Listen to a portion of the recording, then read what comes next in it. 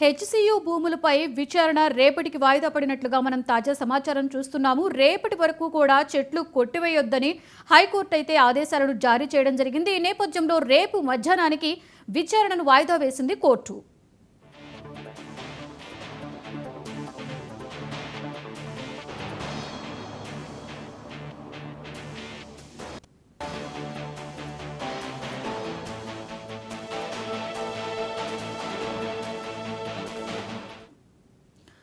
HCU భూములపై విచారణ రేపటికి వాయిదా పడినట్లుగా తెలుస్తోంది. రేపటి వరకు కూడా చెట్లు కొట్టవద్దని హైకోర్టు అయితే ఆదేశాలను జారీ చేసింది.